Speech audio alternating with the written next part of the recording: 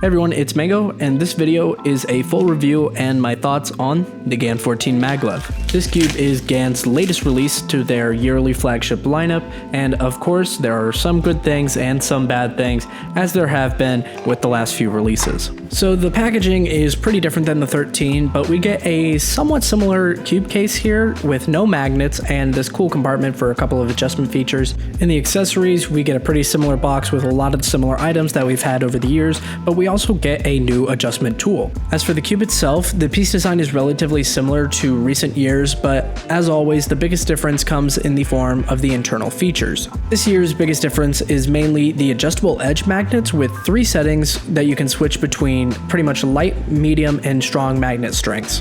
So the corners are pretty similar to recent years with the same 6 setting adjustment system, with 1 being the weakest and 6 being the strongest, but we also get these holes in the corner base that are similar to the AI cubes and the GAN 12. The adjustment system is near identical to the 13, with the only difference being that it is much smaller and the adjustment indicators for the bottom ring are on the sides instead of in the corners. On stock settings, the cube is quite fast and fairly flexible, and the turning feel is for the most part smooth, but there is a slight sandiness to it. The cube does seem to catch quite a bit, so with proper setup and lubrication, that should be minimized. The clackiness and the volume of the cube should also be minimized when you properly set up your cube. Corner cutting for this cube is most effective at 45 degrees forward and line to line for reverse. It can do a bit more than that, but it's not as consistent and catches a bit more.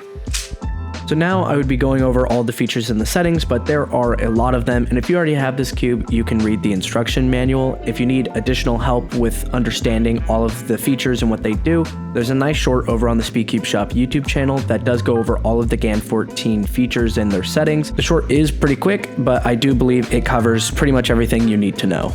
And I will go ahead and link it down in the description below.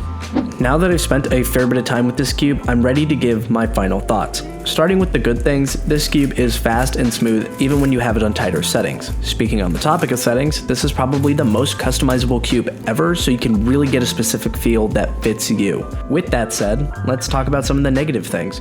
Despite its fast and smooth feel, it catches quite a bit. If you have a fast and accurate turning style, this might not be as big of an issue, but for me, I have a pretty rough turning style, so I notice it a lot.